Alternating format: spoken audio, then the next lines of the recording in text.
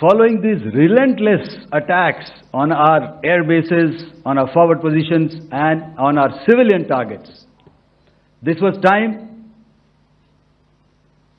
to convey some message to our adversaries. And therefore, a decision was taken to strike where it would hurt.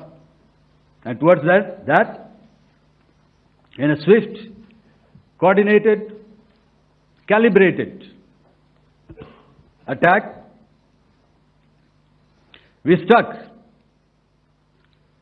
his air bases, command centers, military infrastructure, air defense systems across the entire Western Front.